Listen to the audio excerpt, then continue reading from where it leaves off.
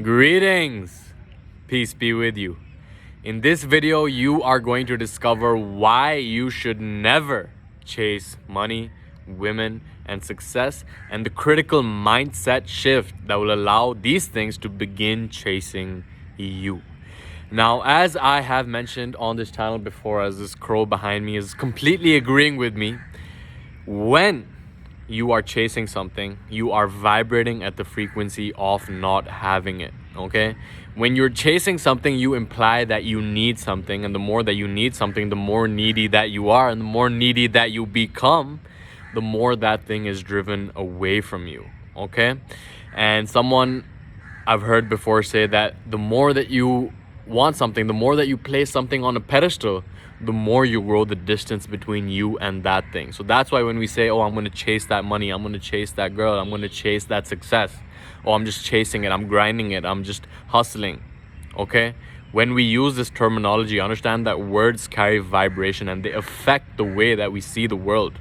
We shape our vision of the world through the language that we use, and this is why it is of critical importance to develop an awareness of our semantics, of our lexicon, of the words that we use, not only in expressing our ideas, but the words that we use in the conversations that we have with ourselves. Okay, we are always having a narrative that we assign to the experiences that we have.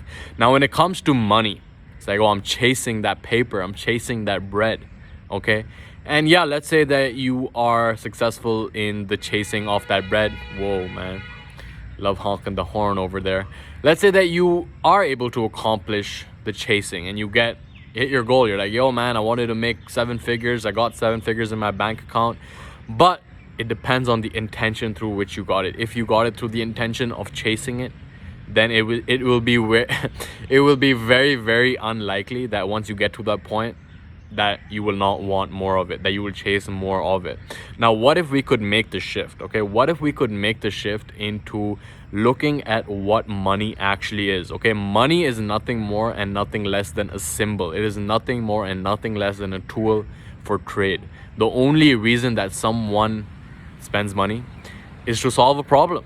So what if we could shift our focus onto how we can help someone solve their problem so that money could arise as a byproduct of that, okay? Understand that money is a result of you providing value to the marketplace. Money is a symbol of your productivity, of your hard work, of your ability to create value for someone else.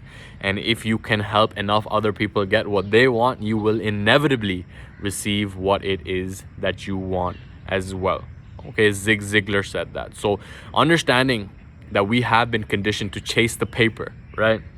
But paper is just paper. You don't really want the paper. What you believe is that the paper, once you get it, it'll emotionally begin to allow you to experience something, right? Maybe it'll allow you to experience abundance. Maybe it'll allow you to feel security.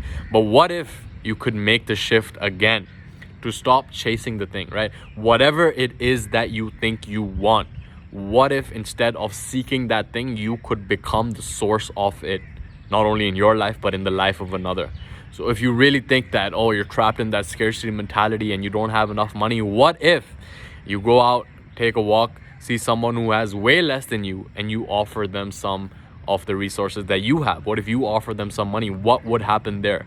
So on one standpoint, you're vibrating at the frequency of not having enough. But when you make the decision to be the source of this money in the life of another, is when you elevate your vibration to not only the frequency of having enough, but having more than enough, that you actually were able to provide it and be the source of it in the life of another. Okay, so just some points of awareness that I wanted to share with you so that you can develop that, and more importantly, actually implement that in your life so that you can experience the results. Now, let's talk about women. More often than not, when we are chasing women, when we are chasing girls, when we're chasing love, we are compensating for something inside of us. Now, when I say we, it's just based on my own experience, based on the people that I've talked to. I don't know what your situation is. We are all uniquely in our specific situation, so it's hard to make generalizations. But it's been my observation that the more that we seek that love, that validation from outside of us, the more we vibrate at the frequency of not giving that validation to ourselves. What if instead of seeking that love from outside of us, we could become the source of it, cultivate that self-love, cultivate that wholeness, so that we do not need someone else in our lives to fill that gap. Because that never works. It's just one girl, then it's two girls, then it's three girls, and then you realize that you've been with so many women and you still feel empty and emotionally void.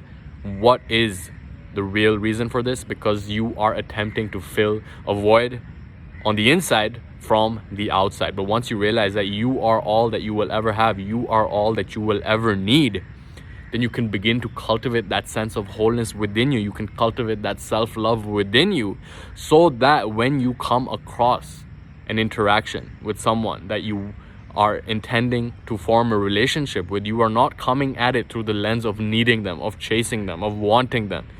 You are in your center.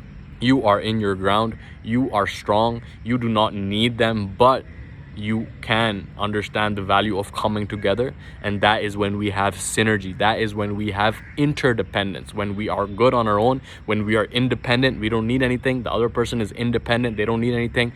And then they come together and we are able to create something that is greater than the sum of its parts. But when we think we need something, we are more likely to attract someone else who also is seeking some validation. Maybe they have daddy issues, maybe they have some other emotional baggage that they're dealing with, because we are dealing with some as well. And when we go into the dating market without having addressed our own internal issues, is when those issues remain unaddressed, and then we realize that even after we achieved what we think would make us feel happy, we don't, because that void can only be filled from the inside. Okay, just been my observation. All right, with all of my videos, it's very important that you practice discernment. Not only my videos, but every piece of content that you consume. If it resonates with you, that's great. If it doesn't, that's also great. You must practice your discernment and assess whether a particular piece of information applies to you or not. If it doesn't, don't let that affect you. Okay, be clear on what is true to you by tuning into your own heart and drawing your own conclusions about what is real for you based on this area right here. Okay, tune into your heart and always assess the information that is coming in on whether it's true for you or not.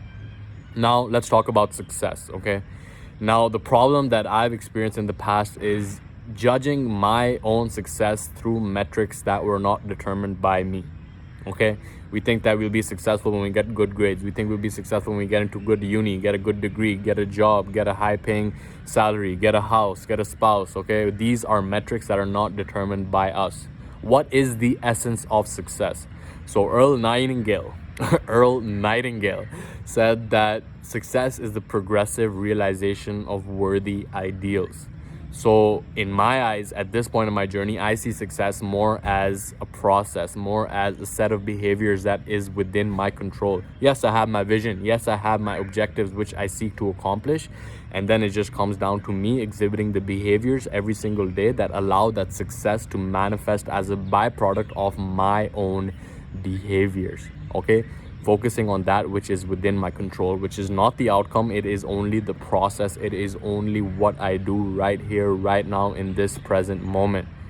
Okay, so just a bit of awareness that I was seeking myself, because at the end of the day, it's like these ideas are something that I need the most, because when I share them with you, I'm actually deeply embodying them myself, and I sincerely hope that you begin to practice this. And the number one takeaway for you in this video is that whatever it is that you think that you need, be the source of it, whether it's in the life of another or in your own life. If you think that you need love from outside of you, if you think that you need love from outside of you, or anything from outside of you, be the source of it in your own life, or be the source of it in the life of another. Okay, switch your perspective from the seeker to being the source.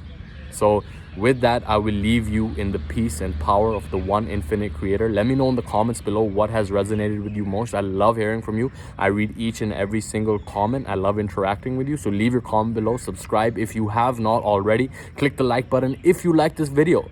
And with that, much love to you. Take care, and I will catch you in the next one.